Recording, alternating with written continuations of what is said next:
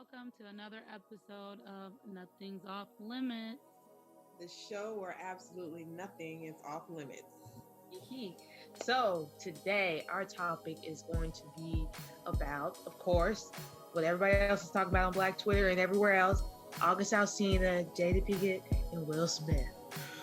And we entitled this, "Oh, the Entanglements We Weave." Dun dun dun dun. So, Like, what the fuck is an entanglement anyway? Why couldn't she just say relationship or affair? What the fuck? I love the way she explained it. I don't know why everybody has such an issue with it. My baby daddy was like, "Oh, that's just bullshit." I'm like, well, it was some bullshit that was going on, but at least you could give a proper name to your bullshit. That's how I treat types, though. You know, you like to give names to stuff, right? She used her sophisticated language that she's learned to say entanglement. I was like, entanglements? I was like, oh, I'm about to start using that. This is just an entanglement. Like, listen, this is not serious. It's an entanglement.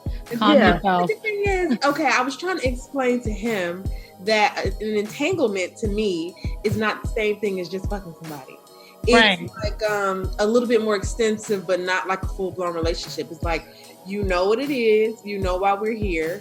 It's a sweet release from my normal reality, and we're using each other's energy just to feel what we want to feel in the moment. That doesn't mean that I'm just having sex with you. You're giving me some type of stimulus elsewhere as well. Mm-hmm. But I don't want to be with you though. Let's just make that clear. That I can see how, because it wasn't just like a FWB, like where they just came together just to fuck and that was it. No, they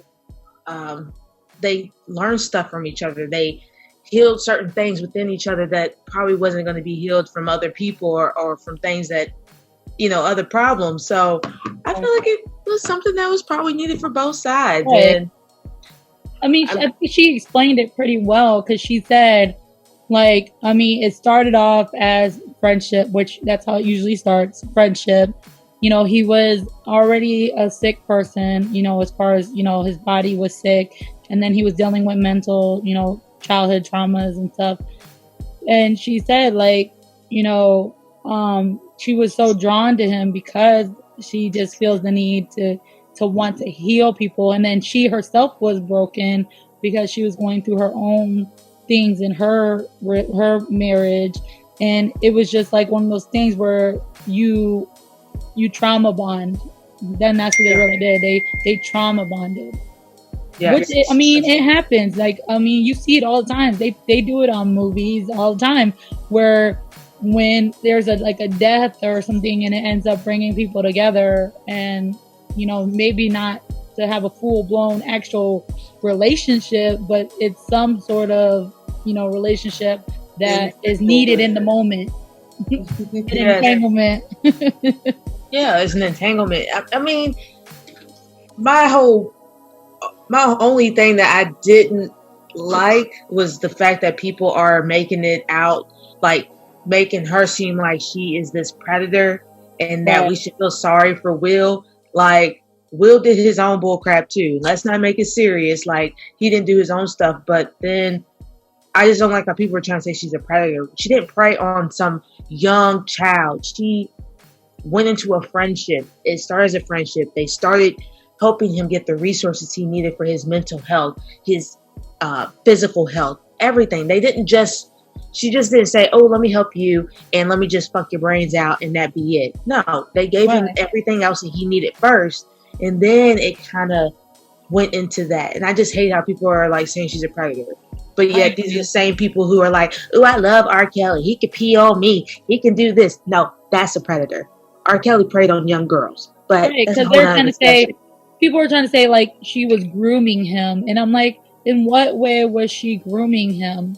He was already a broken person.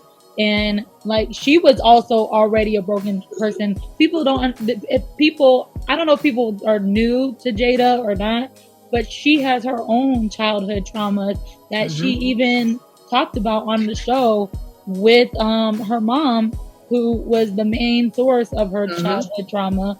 So it's she's a broken person as well. It's not like she's heal from those things, because she just, with this Red Table Talk, just started confronting a lot of those traumas and issues that she's been carrying all these years. So it's like, you're going to be attracted to people who are like experiences to you. Yes. And he stated that too. Like, it's all love when it comes to all of them, because they only did nothing but try to help him. Yeah. That he did anything to try to hurt him, but the relationship just ended up being toxic for his health, because he knew that she was never going to fully be his. She was never going to be disentangled, if you will, from Will. Because her and Will are bonded in a sort, you know, because they've been together all those years. They have children. They have their own shit that they went through. Because even he said, you know, when he tried to say, "Oh, I'm gonna get you back," and she was like, "Man, like, sir, you already got me back before. Like, don't even play. Like, you ain't never, you know." Like, she was looking at him with the little, right, like, "Oh, you gonna get me back? Like, you didn't start this whole mess in the first place." Exactly. Like, and nobody knows where it started from. Will could have been, you know, I'm not even trying to point fingers about who started what first. It really doesn't matter. These are two people who've been through a long-term relationship and just kind of airing the ups and downs of what goes on. Or like, let's keep it 1,000 out there. Like, go ask your mama what your daddy put her through, or your grandmother, and everybody has their own traumas and how they healed from them. You know what I'm saying? Or what they had to do to feel good in the moment. We all can't be like the bigger person in the moment. Like, we're all human. I feel like sometimes that women aren't given the space to be human. We always have to be perfect. We always have to be the one taking it on the chin, the one who sets the relationship back on track. Like, that can't always be our burden. You know what I'm saying? And it just makes me sick that's always it has to be our path, or we some fucked up individuals. Right. I just don't understand why it's always like a dude could cheat or whatever, and it's normalized, right? And you should be okay with it. But the moment a female cheats, even though Jada technically didn't even cheat in this situation because they were separated, and they said they weren't coming back together. They thought they were divorcing, like done. Right. And it's like, but it's just always like you're viewed more negatively. Like, oh my God, even in the relationship, the dude would cheat on you and you're supposed to just get over it. But then when you cheat on him, it's like, oh my God, I can't believe, you know, it's like the end of the world pretty much. And it's like, why is it even like that? Like, you know, why is it like you said, why is it normal for the woman to just have to pick up and carry on and have to like pretty much brush every feeling to the side and make the man feel comfortable again to be in the relationship, but you cheat and it's like you're damaged now or something. You're damaged good. Like, you cheated, you stepped out, I can't believe this. You know, it's like, really? Come on. Yeah, so true. It is always up to us to, you know, be the bigger person, learn from it and keep it going. But sometimes, and that, I mean, I feel as females, sometimes when we do cheat, we kind of, we do it better. And I think that's part of the problem, because not only did Jada have this entanglement with him, but August was able to come out on it as a better person. He even said it, like, she helped me become who I am. He's made an album. He's been able to heal with his mother. Like, it wasn't just, she just had the greatest sex of her life, but he was able to come out of it as a better person. He learned things about himself, and now he's able to heal himself without other people. And he said his album helped him do that. Being able to get back and talk with his mom about stuff, raising those 3 girls. So, yeah, her cheating was a lot different than what Will probably did, because she had somebody else come out and thankful for it. And I'm sure he's probably had people be like, I hate your guts now. So it's a difference. Like, she didn't even cheat. They were separated. Right. First of all, so it was just an entanglement. She had something with somebody else, and and the person is thankful for it. And he didn't even say anything negative about it. I mean, he said the love he learned from her, he could die today and be happy with the love he had. That's not some regular cheating that a man does. When a man cheats, they go to the wackest chick they can find, blow her brack out for a few minutes, and then it's done. Now, baby, when we do it, we're going to make sure that man come out a better person in the end. The power of the USSY. We're going to blow your brains out and suck your soul out. He said himself, like, and it's funny that people blew it up so out of proportion because he didn't even really harp on that situation. And I'm sure he probably wouldn't even brought it up if Angela wouldn't ask him the question. Mm-hmm. But, you know, it's like he said, you know, it was toxic for him. So that meant he grew enough within that time with her that he could recognize what was toxic for him and was able to walk away from it. And then she was woman enough to let him walk away and leave him alone and not try to, you know, carry on the rest of the relationship or try to like force him back into the relationship. Mm-hmm. When he was like, nah, that's it. This is it. Like, I can't do this anymore because I know it's never going to be what I want it to be. So I need to like let you go completely. I need to, you know, disentangle myself from you completely. Like, she let that happen and she didn't reach out to him anymore. She didn't, you know, try to talk to him no more. She didn't look for him no more. She didn't seek him out no more. She just let him be. Yes, exactly. And so she said she hasn't even spoken to him since that time, which was almost 4.5 years ago. And she, you know, she just let it die. Like, okay, this is what you needed. And now it's too much and you need to go. So I'm going to let you go and flourish. And that's exactly what he did. Because you could tell that he's done so much, you know, growth from that time where he's learned to, you know, how to heal himself and learn, you know, how to heal his body and everything. So it's like, he's not a worse off person now. It's not like she fucked him up mentally even more or something. Yeah. Like she put in place, you know, the pathway to his own personal healing. Yeah. And I'm like going back. We have, as women, have a tendency to seek out these broken men to try to heal them. Because, like she said, in a way, it feels like you're healing yourself when you help heal when you're helping to heal that person. But in reality, we all, men and women, need to learn that we need to find happiness within ourselves. Other people can't make us happy. If we don't know what makes us happy, how can someone else ever figure out what's going to make us happy?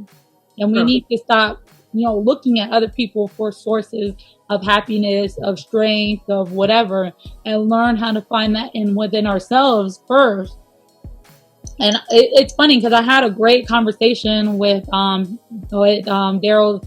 stepmom, where she was saying, you know, if you seek out somebody that's a half a person, then you're half a person. Because if you were a whole person, you would never seek out somebody else that was just a half, because they wouldn't have what you needed, right? Because you whole, you full. So if you were full, why would you seek out a half? You know, that makes no sense. You know, so it's like you're looking for that other half of you when you're a half to make you feel whole. But in reality, you're not really doing anything. Y'all are just throwing your traumas back at each other pretty much. Yep. It's just like a ping pong situation. Yeah. And let's talk about something that as I'm getting a little bit older, that I tend to run into. And that's younger men trying to leech onto my older energy. The power of the cougar is real. And I would have never suspected that, because I'm not a type of person who's I don't know, it just seems like we're naturally magnetic for some reason. And that's kind of what August kind of fell into, is that the entrapment of and the allure of that older woman type. And he made a classic mistake in those type of involvements of, you're the one who fell harder. And that's just kind of where where everything landed. Now, as women, we tend to, even if we have a natural ability to compartmentalize, so even if we're giving you this awesome energy that makes it seems or feel like we're totally feeling and in love with you, it's just still over there. I have a whole situation here and you're over there. Mm-hmm. So I'm not trying to give you the wrong impression, but it's just kind of natural that I'm able to split my energy that way. And I just kind of feel that's where Jada fell at. Like, I really am feeling you. Like, this whole situation, I love the energy of it, but I have a whole nother relationship that I have not closed out. It's not closed, like we're not in a happy place, but we haven't closed that out. And until we do, like, I'm not going to put you on the same level as what that is right now. Yeah. I can't do it. It wasn't at the same level. That's exactly. Like years and years. Just felt that way. Right. And pretty much a little love affair. It was a passionate one, but at the end of the day, it's just an affair.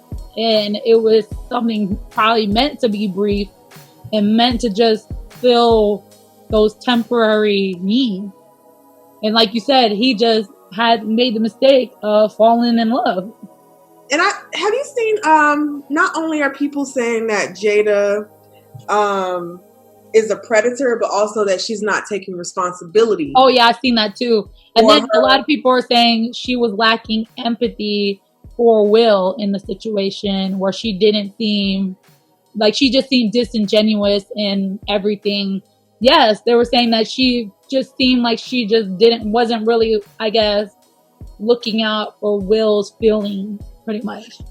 And his feelings. What bothers me on that is most people don't realize that this is something that they have already worked through. Mm-hmm. They're circling back to put you guys in the loop because you found out some information 4 years later. They've already been through. Supposed to be privy to anyway. Exactly. They've already done the fighting, the screaming, the name calling, the crying. All that has already happened. So they're at a place where they can just laugh about it. Like, oh yeah, that happened. Y'all ain't know what happened, but we were there. Right. And I just think this is not something that Will is all of a sudden surprised by. He's asking questions that he clearly knows. Right. Like, really? Like, we did this like 4 years ago. Yeah. It's circling back now because people coming for you and you my wife. So, and I'm choosing to be here with you. So that means confronting this with you as well, because my name getting thrown in there because people are calling him a simp. They're calling him pathetic. They're calling him weak and all this. And I'm like, why is he all these things for standing by his woman?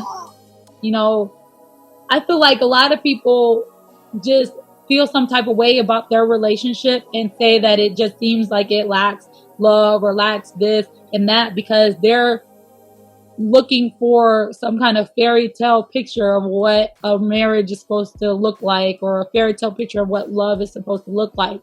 When in reality, I think they're showing what real love looks like, because real love is letting the person you are with be themselves unapologetically, even if you don't like everything about them, even if there's things about them that infuriates them, and even if they make the wrong choice. It's still loving them and still willing to be able to communicate with them and willing to work through these challenges with them, and then come back and laugh about it or laugh about how we handled it. And I think a lot of people expect Will to like be mad at her and yell at her and call her names and, you know, be willing to like want to break up with her and all this kind of stuff. And he said he already did that. Right. And it's like, that's not where they're at anymore. They are at the point where, then like she said, we never lied to each other. We were always open. Even when we did our dirt, we were open. And we said, like, this is what I did. I'm laying everything on the table. So come at me, you know, however you want to come at me. And like but these people who are in these little fairy tale relationships, they probably aren't even real with the people they're with. They probably don't even really communicate with them and let them know, oh, I don't like when you do this. I don't like this. You know, they're just taking on the chin. So you're trying to make it perfect and you don't say anything. Exactly. You don't like, because then people say, oh, I don't like confrontation, or I don't like this, or I don't like that, or I don't like drama. But I'm like, how are you going to grow in your relationship if you guys can't lay out the good, the bad, the ugly, the everything, and still come out and be stronger as individuals and stronger as a couple? I have another question for you guys. I'm just kind of riding this wave of coupleship. Another theme that kind of came out of this at the very end of the Red Table Talk episode, they say, bad marriage for life. When does staying with someone become toxic for you? Like, do you just stay in it because you guys are familiar, or you find a way to cope as being life partners, or whatever it is? Is that good enough for you to be together?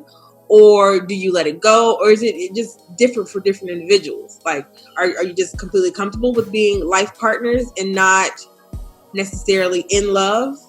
Like, where do we draw the line in the sand? Or is there even a line to be drawn?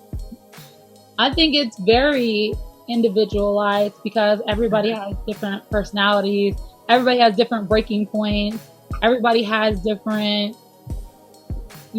pet peeves or things that is like the last straw, if you will. So I feel like myself personally, I can't speak for anybody else, I only can speak for myself. Like, what deem something just too toxic for me to stand is when I just feel like I can't even be me anymore. Like, I have to sacrifice who I am as an individual to make the relationship work. Mm-hmm. I can't feel comfortable to communicate with that person without, knowing that I'm either going to get backlash, or I'm going to pretty much just be met with nothing.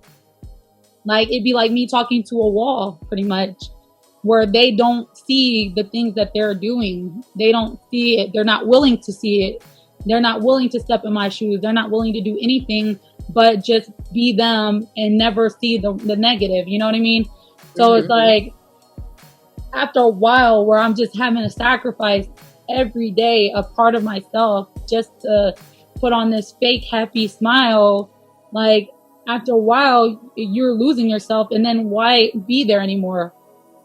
At that point, it's just, I don't even want to be there anymore. Why? I'm not even me anymore. I don't even know who I am. It's like, to me, that's the point where I'm just like, no, that's enough. Enough is enough. Like, I don't want to fake anymore. Yeah. I want to be able to be me. Like, pretty much. That, to me, is when it's too toxic. That's it.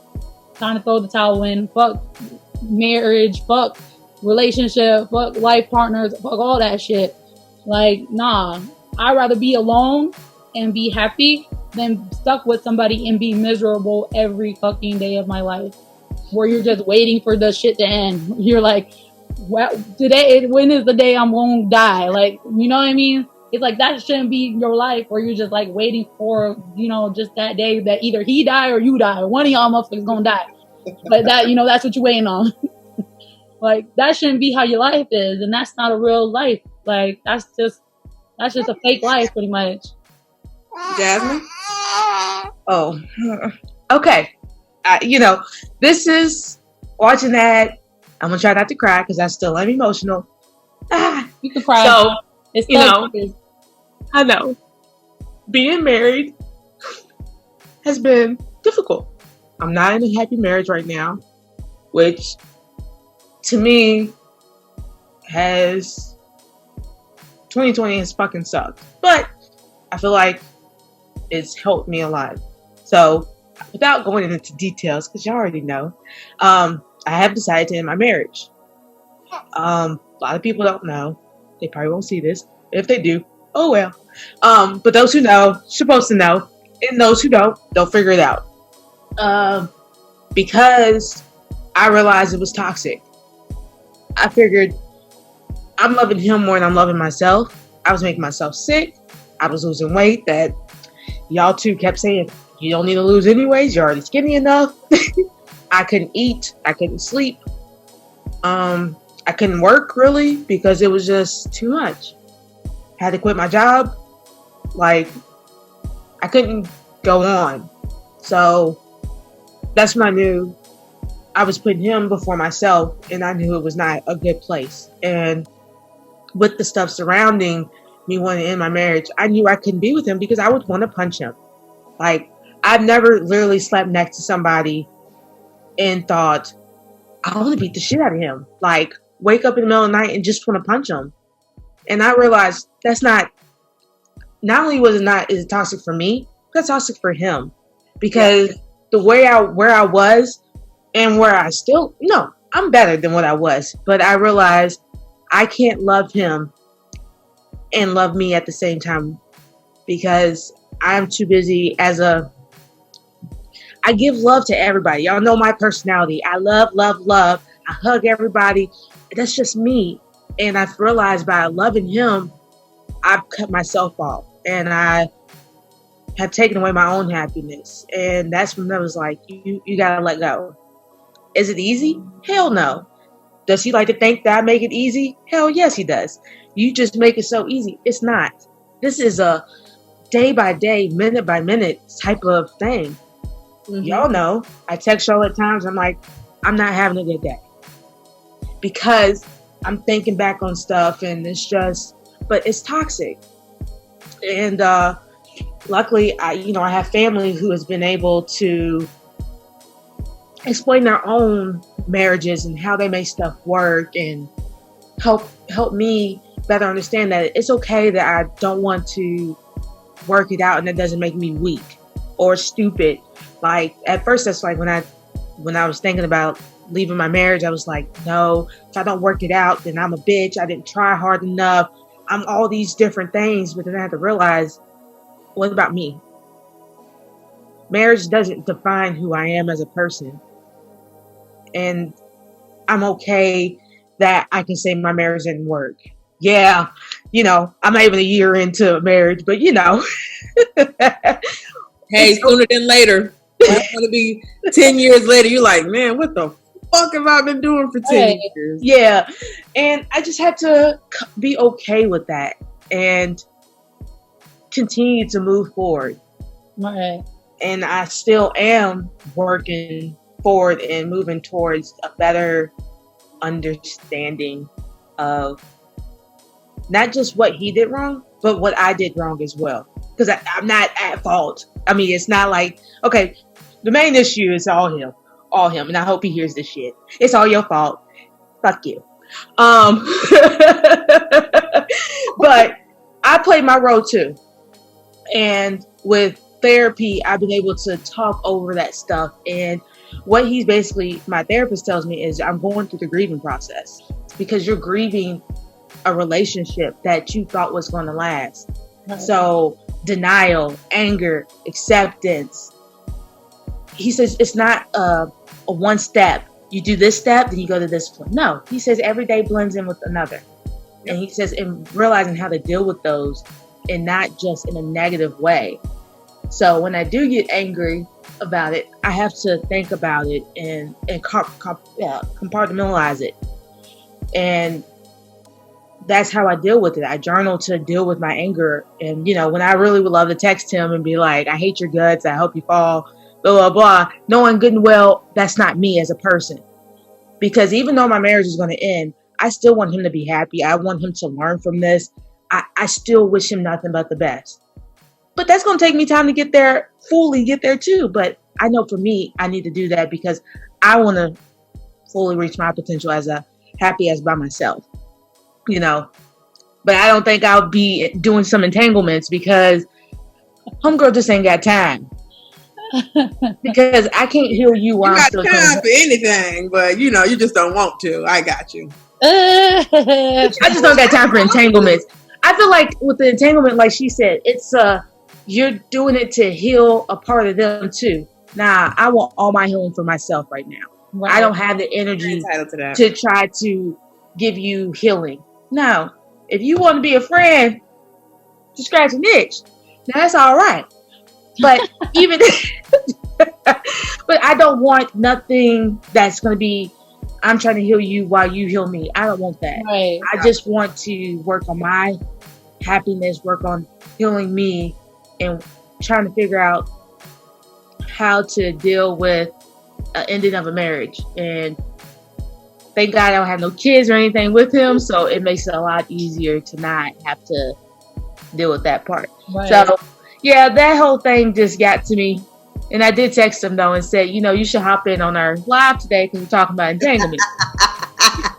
You so damn fuck. Might have sent him the link too. See, but I also feel like a lot of what you felt as far as you felt unnecessary guilt. Mm-hmm. You felt very unnecessary guilt because you were worried about what will people think. We just got married. What will people think? Yeah. And it's unfair because, like you said, a lot of times people tend to blame the woman. Like, you didn't work hard enough. You didn't do these things. Mm-hmm. And it's like, you don't know what I did. And you didn't forgive enough. You ain't forgive enough. Right. I didn't do it fast enough. You don't know what I did. You don't know my experience. You don't know what happened behind the closed door. All you know is the little face of victim that he put on, to try to make it seem like, oh, I love her so much. And we're like, okay, be that as it may, you didn't love her enough to do what you needed to do as a husband. Mm-hmm. So, like, you had every right to try at first to make it work and then realize this ain't it. Like, this is not it. And who knows what's going to happen down the line. Nobody knows what the future holds. Like, maybe y'all might come back together. Maybe y'all might not. Don't put that in my life. Listen, I'm not saying I'm putting that in your life, and I'm not encouraging it because I'm the biggest anti. He's the anti-friend. You already know I'm the biggest anti.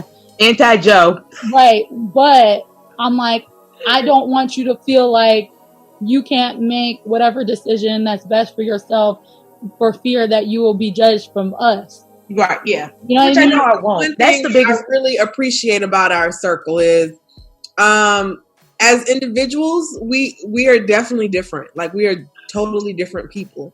Yeah. But we give each other the space to make the decisions that need to be made. Now, will we bash the other person?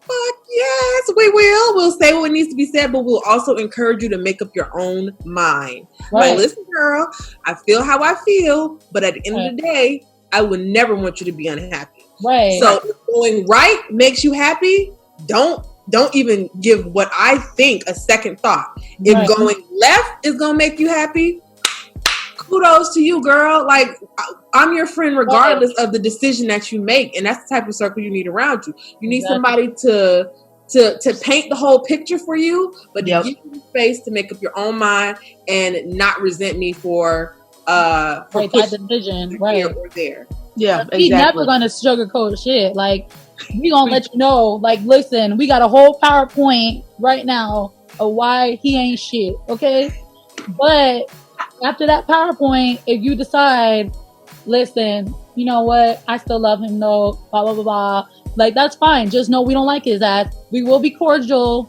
to keep the peace, but we don't like his ass at all.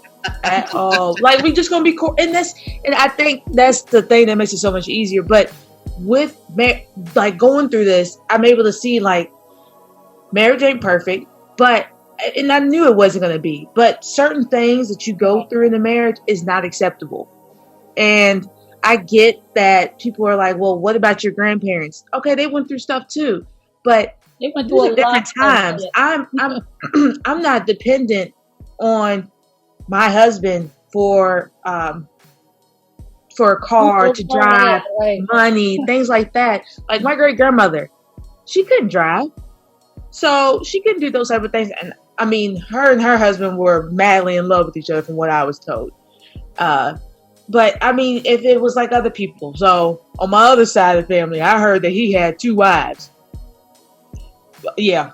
So one was like the new wife, and it was all messed up. Right. But their marriage if your marriage is based off of a foundation of trust, communication, and things like that, when you have these little skirmishes, you can get through them because y'all's foundation is built like no hurricane, earthquake, nothing's going to crack that. Right. When your foundation is not built strong enough, when it cracks, even if you try to fix those cracks, not all the cracks will be cemented and full still. So, and that was something I tried to explain to him, like the foundation is cracked. And there's no way of coming back when your foundation is cracked, because even if we try to fill it back up, you're still going to have little spider webs where it couldn't be filled. And right. That's where I'm at. And I mean, and now it's about healing. And even Jada says it. She's trying to heal herself. But whereas females, as women, do we realize in order to heal ourselves, we can't keep on giving out energy to broken men. And when do we stop? How do we stop? When do we say enough's enough? I have to heal myself. I can't worry about you and your issues because you're a grown ass man. And if you want to do what you got to do is best for you, then heal yourself.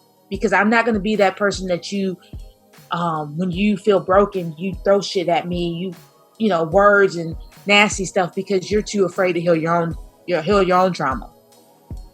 So how do we do that? How do we tell them enough's enough? See, I feel like right now you brought up that conversation, right? Because I feel like the overarching theme in all of this, everybody's like real concentrated on the scandal, but both parties in the scandal, their biggest thing was healing. Mm-hmm. August's whole interview was about his healing, right? And it was so like the 4 or 5 minutes that he gave energy to the conversation of Jada was very minuscule. It was so tight. I moved on, I'm healing, and that is the biggest thing for me. And it's just us striving to be better people as we go along this path. Like I have a lot of growing to do because I have this endless, it seems like this endless well of giving to give. And at times I'll be empty as fuck. I'm like, where are you pulling this energy from that you keep giving to a person and people? And seemingly people who don't even appreciate or reciprocate the type of energy that you are able to give them. And it's very frustrating. But it's like, damn, you can't stop. And it's just like, but you just, it's just flowing from me. I can't. It's just like, I don't know. And it's like, sometimes I'm like, what's wrong with you, girl? You know that you need this energy for yourself, because some days I tell y'all the thread be about this thing, and one thing can snap the whole thing, and I just bust out into tears. And y'all know damn well I'm not a crier, but on them days, those are very bad days. Yeah. So agreed. Yeah, healing is interesting. It takes time. Right, with you, Eve. I mean, it's like it's so ingrained in your personality. It's hard to break cycles. It's hard to learn to be a selfish person when you've always been a selfless person. True. That's something I've been really, really working hard on myself with, because I'm such a giver. Like, and it's hard sometimes. Like you said, it makes you so empty sometimes. But it's like you have to learn that balance of when to say no, when to say enough, when to say I don't have that energy for you to give. Like, you got to find that yourself. You got to find your own energy. I need to save this one for myself. And it's like you just got to learn that point where you kind of have to be selfish, even though it feels so wrong. Like, if this just feels so wrong to be selfish, but it's like you just got to, like, you have to, just for your own sanity sometimes. Learn to be selfish and to preserve all the energy, you know, for yourself. And back to like what you were saying, Jazz, like, when do women stop and learn? I feel like us as women have learned all these things. You know, our grandmothers and our mothers who have learned, like, this is not healthy, this is toxic. They need to start passing that knowledge on to the younger women so they don't go through this. It's all about breaking generational cycles and curses. We as the women who are strong and empowered, especially right now, I feel like Black women are becoming very strong and empowered in our own individual self, where we feel free to express ourselves sexually, emotionally, whatever, with no fucks. Like, we need to pass that energy on to our up and coming generations so they know, be you unapologetically. Who cares what they say? Who cares if they're going to judge you? You need to know what it is to be happy for yourself. You need to know what healing is for yourself.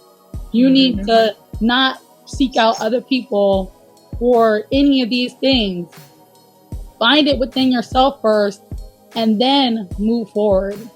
Because once you can find it within yourself and you don't need to rely on other people, then you can have a healthier relationship. You can have a, healthy marriage and all that kind of stuff, because you know how to communicate and you know what you want and what you don't want. I feel like that a lot of times with the healing and everything, it boils down to us not even knowing what we want from someone. We don't know what we want because we only just took what we can get. So it's like, what do we actually want? But with that being said, you talk about our mothers passing down that energy, or us passing on our energy of healing and all that stuff. I think naturally we do have a nurturing spirit, as females should.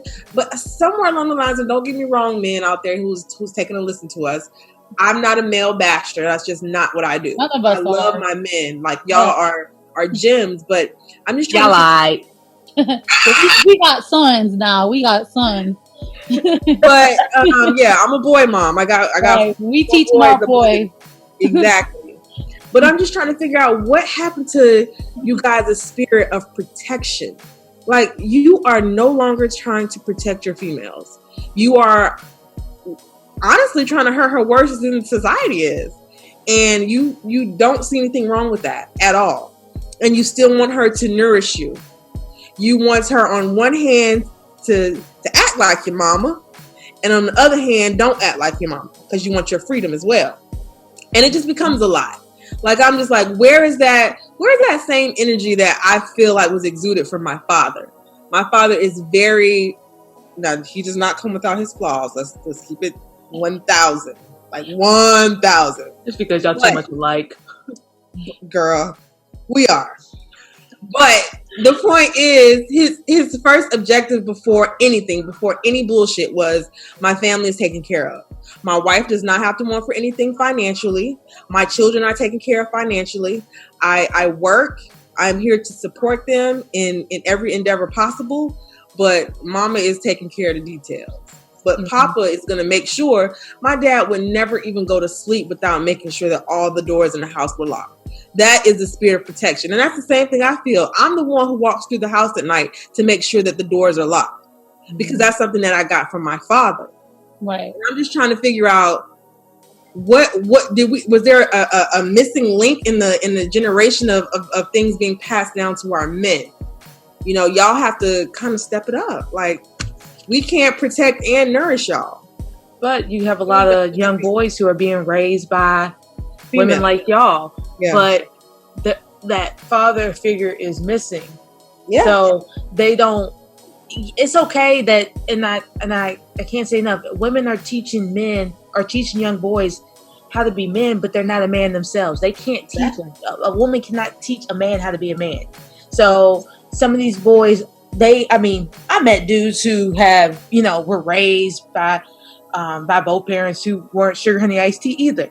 Like, they didn't have the manners, they didn't open the doors, gentleman type stuff. But, and I feel like we date people I'm gonna keep that to myself. We sometimes date people that we try to pull stuff out of. Because as females, we feel like we can teach them stuff, because we're always taught that we can teach them and nurture it. And good boy, you're doing such a good job. Right. And they don't learn from that. Like, this is stuff they should have been taught when they were younger, and now that they're men, I say men loosely because I feel like the men like you, like you said, your dad, men like my peepaw and Jimmy, who's my other grandfather, I just call him Jimmy.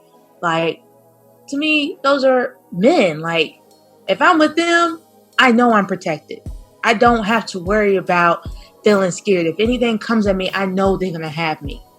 And even through all this, if I call them, I know anything I say will stay between us, and I know I feel safe. Mm-hmm. And that's unfortunate that a lot of females don't get that with other people, with the man that they're supposed to be with. And sorry, I'm reading what Nanny said. Yeah, but I feel like also it's like a two-way kind of street with that, because it's like sometimes we will accept what we feel like we deserve as women. Mm-hmm. Like if we don't put ourselves enough on a pedestal to demand more from a man. Like you said, we are too willing to want to teach. Mm-hmm. A lot of times we're too willing to be like, I will show you the way, I will guide you. And it's like, you should already have been there. I shouldn't have to guide you. You should already be there. And like you said, there's some dudes that are, they come from a 2-parent household and they still don't learn the moments or the gems that their fathers try to bestow on them for them. Like they want to be hard-headed, stubborn, whatever, listen to their friends, and it is going back to E, where she was saying about her father. I feel like men in this generation need to do a much better job of holding each other accountable on the way that they treat women. It should not be cool to treat a woman like she's garbage, just because of, whatever reason, just because she don't like you back, or, she's expecting more from you. Like men should be, really on, especially if they know their friend's wife or friend's girlfriend, whatever, they should be like, man, you have a dope ass woman at home. You shouldn't be out here trying to play with these females. You shouldn't be out here trying to, mm-hmm. disrespect her behind her back. Or even when they see them disrespecting them in their face, they should be calling their friends out. Like, how are you going to disrespect your woman like that? And mm-hmm. I feel like the more, because we can shout that to the rooftops, but men at the end of the day is not going to listen to what a female has to say. That's just how it is. That's how it's been for generations, centuries, really, where women's voices really didn't matter to a man. So it's like it takes another man to call another man out on his bullshit, pretty much. And a lot of these men nowadays need to start calling their friends, their brothers, whoever, their own daddy sometimes, out on their bullshit and mm-hmm. say, no, we need to do better as men. Mm-hmm. These women and these children, especially these children and growing boys and growing girls who are going to see the example you're setting in front of them of what a great man should be. Like, you should be, a more active participant on how men are looked upon. Mm-hmm. Like, so I'm like, that's what it really boils down to at the end of the day, whether you had a good childhood or not. If you have a friend that had a good childhood, or you're the friend that had the great father, then you should take it upon yourself to make sure your friends fall in that same line. Like, nah, as men, we gonna do this for our ladies. As men, we gonna do this for our children and their future. But they're gonna encourage the bullshit. Of course, and that's the issue. That's the problem. Like, dude, we out here, we partying, hoes. And that they're in like the problem. Like, you letting that girl call shots from your house, like, you a duck, nigga, you a duck. Like, you a simping, you simping. But see, this is what I'm laughing about. During my marriage, relationship, whatever, like, we went out, had fun, blast, boom, boom, boom, dancing. Not once did I hear y'all say, he ain't here, why you trying to be good? Do your thing, sis. We ain't gonna say nothing. No.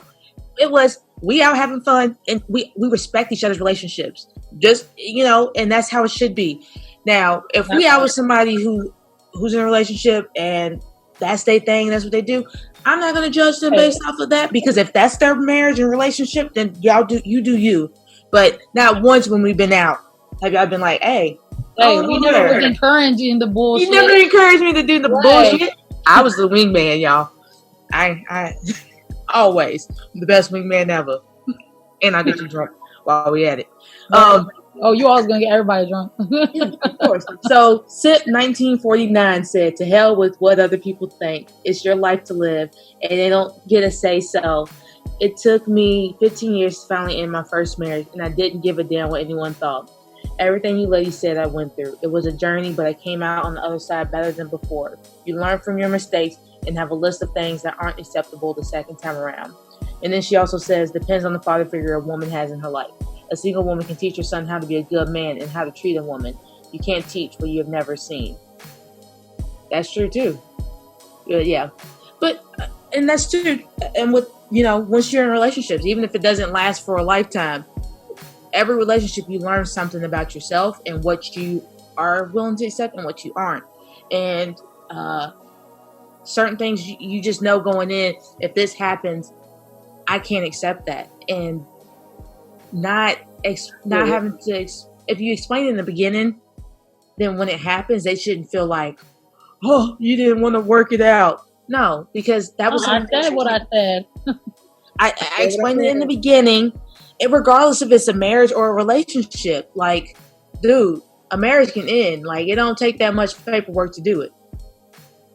Just as much as you can end the relationship quick, caring, and fast, you can end the marriage. Like, people stay in marriages sometimes because they fear the stigma of, well, like y'all said, what are people going to think?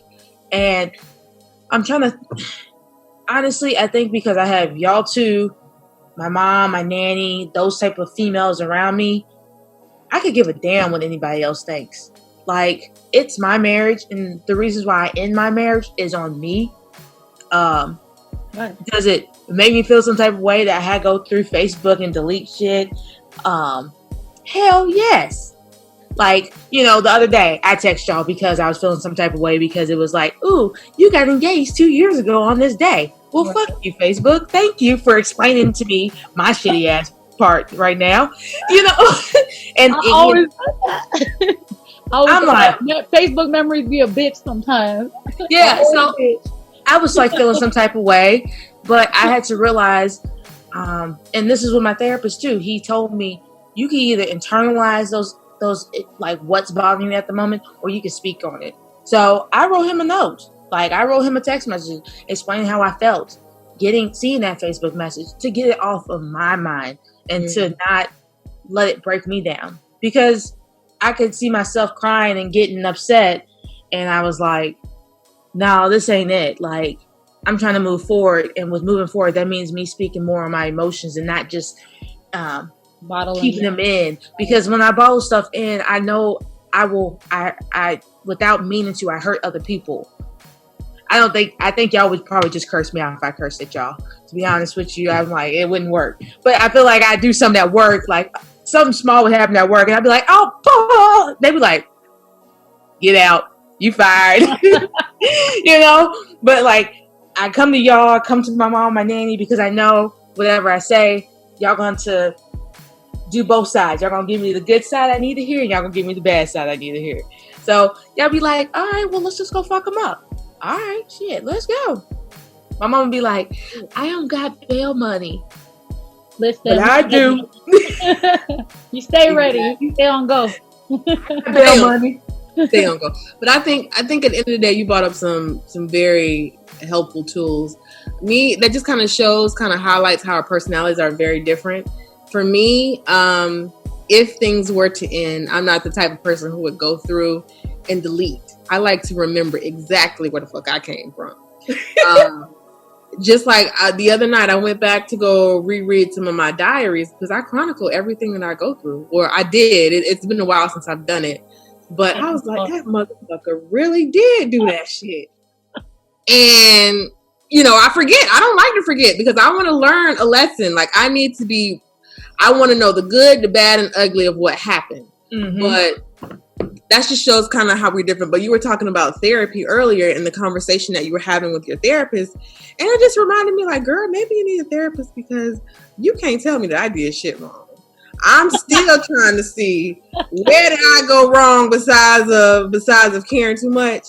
I don't know. Like, I don't know what my fucked up part is in the whole situation. I still don't get it. I don't see it. And I'm not going to see it. So I need somebody just to shine a little light.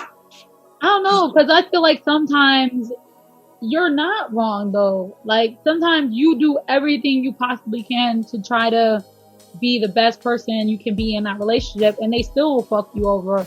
Because, even with Jazz's situation, Jazz, of course, from outside looking in, I knew both of y'all personally, but honestly, I can't see anything that Jazz did to deserve what she got. Like, she, to me, was the epitome of what a good wife should be. Supportive, fun, understanding, compassionate. I was willing to compromise. Like, a freaking sheep. Okay, sorry, Nanny, if you're watching. Sometimes I feel like it's not even you. Sometimes you didn't do anything, and sometimes people are just fucked up individuals who never got their own shit together, and they see you all, happy-go-lucky like SpongeBob and shit out here, just going through life skipping and shit, and then they just don't want to see that, so they got to figure out a way to try to break your spirit. Because for whatever reason, some men are like that. They like to try to break women's spirits because they feel like you're too opinionated, you're too vocal, you're too outgoing. You're too much. You have too much life, and they don't want to see that shit because they don't have that. They might even be jealous of you. Honestly, they might be jealous of the fact of how ambitious you are, how outgoing you are, because they don't have shit popping in their life. So they have to find a way to put you down a peg or two. Like, hold on, I gotta put her ass down a peg or two, let her know who boss. And that's me. And her ass ain't going nowhere. Her ass gonna stay here and deal with my shit. And unfortunately, we do. Why? Because we care too fucking much. Our hearts are too fucking big. And it's like, and then maybe in that moment, we felt like we deserved that. And it's like, we need to learn how to be stronger for ourselves so that we can break up out of those type of bad situations when they present themselves. Because we know they're bad situations. Like, we don't need an outside person to tell you, oh, you in a bad situation. You fucking know. You just living in denial. Like, you in denial. Really, just be like, well, I guess this is just my life. Right. Yeah. Or you get resigned to the fact, like, okay, well, this is just how I'm living. Like, I guess this is how I'm living. I'm like, but I'm exactly like you in that sense too. E, I have my old ass diary from like, I started in like middle school or high school, and I still write in that hole, and I write in the one that you bought me for Christmas. Like, and I can go back and read all like the names of everybody, the dates and times, when some fucked up shit happened. And I'm like, oh, hell no. And then when that person tried to come back to me like, nah, bitch, like, I remember in my diary. I got receipts. Right. You fucked me up. Like, nah, bruh. No, sir. No. You remember August 17th, 2016? Yes. Let me read the passage. Like, Jesus. And this is from my own words. And I could tell I was mad because look at the writing. Look at my writing. It's sloppy. I was mad. Like, and that aggressive writing. Like, right. Let me get this shit out I'm like that too. I like to journal and document all my shit because I like to go back and read it sometimes and be like, damn, like to see, did I grow or am I still in the same? But did you grow? Right. Did I grow? Right. Or am I still in the same headspace? Because if I still didn't grow from that 2016 date, I'm like, shit, I need to do something. I need to talk to myself, talk to somebody because, I'm not growing. I'm still in the same situation, you know what I mean? And it's like, going back to our original topic of, the entanglements we weave, like, we all found ourselves in some sort of entanglement, and that entanglement might still be going on to this day. You never know. You know, you might still be in that entanglement because you haven't found a way out. But, Right.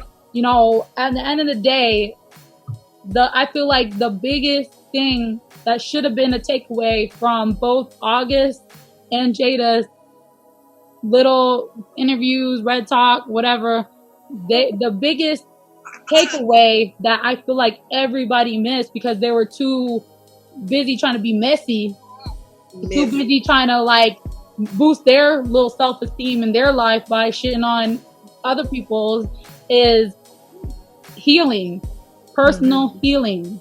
Stop looking for other people to heal you and stop searching out other people to heal yourself.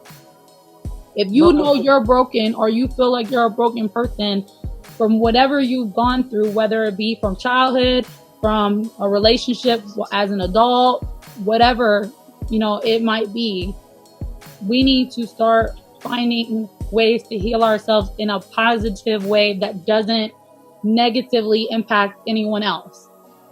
Because like the old saying goes, hurt people hurt people. Yes. So instead of trying to find another hurt person to make yourself whole, find a way to make yourself whole on your own, whether it be through therapy, through writing, art, music, what have you, meditation. Stop seeking out other people until you are whole.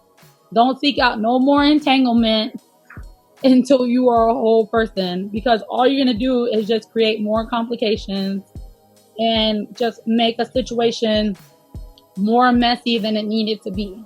Because I feel like in that situation, if Jada would have kept that clear boundary between them as just friends and somebody that's just trying to help versus getting romantically involved, they wouldn't even be in the situation that they're in. But she let herself cross that line because, you know, she wanted to feel. She was broken and she wanted to feel, and the best way to feel was to heal others. And that's the reason why she probably even made that Red Talk table, because it's in a way helping to heal herself by discussing other people's shit and their topics and relating it to herself and her own traumas. But it's like at some point need to come to terms that no, you are not healing yourself. You're just projecting. So it's like you need to find that thing to heal yourself. I agree to a certain extent. I feel like entanglements can work. This is just for people out there who it can work for. But you have to be very clear in your communication about it. Girl, somebody always catches feelings. That's not the listen. That's somebody always catches feelings. Somebody always catches feelings. Yes, it's great. Like I feel like the only way that those kind of entanglements can work is if it's like a one-off. You don't know my name. I don't know your name. We never gonna see each other again. We don't change phone numbers. One night stand though. Yes. Okay. Like when you keep coming back to that person over and over, somebody gonna catch feelings, and then it just complicates the situation because somebody done caught feelings, and now you gotta hurt them and be like, listen, it went. You knew what it was. Right, you knew what you doing, sir. You messing the game up. Like, chill out. You know, I'm like, that's why I feel like most of the time entanglements don't work. They just complicate the situation. Unless you want to do a one-off and like you ain't never gonna see that person again, you just get that emotion out in that moment. Buddy, basically. Right. I'm like, because I'm like, people always, and that's exactly what happened between them. She probably thought it was just purely, you know, like a sexual and like maybe bounce each other's pain off each other, and then he don't fell in love, and she wasn't ready to fall in love with nobody else because she was still trying to heal her heart from her damn marriage. So it's like that's what always happens. You see, it always happens. Like somebody catch feelings, and then it fucked the whole game up. Well, we've had a lovely discussion today. Yep. Very good.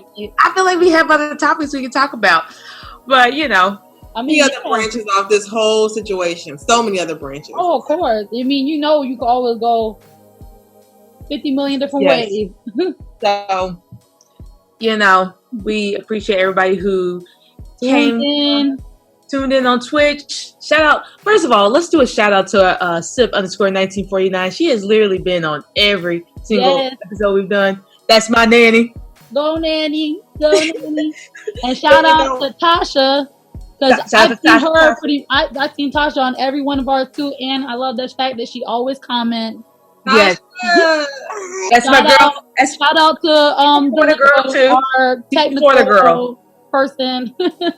Tasha's a Florida girl, so y'all know y'all love them Florida girls. Oh, you know we Florida girls love our other Florida girls. Yeah, Tasha's a Florida girl.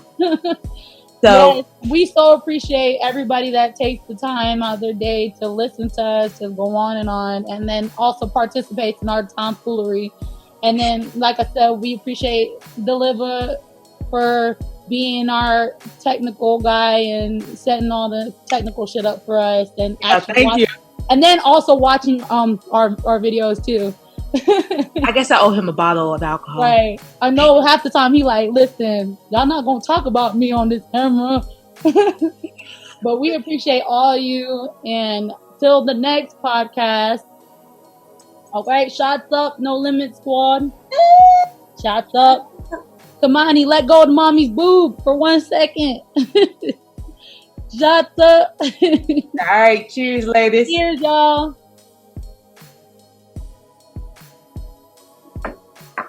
Oh shit!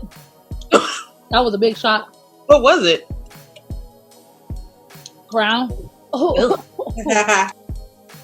I need a smaller shot glass next time. This one was kind of big. All right, guys. We appreciate y'all having us. And until next time, squad. Peace.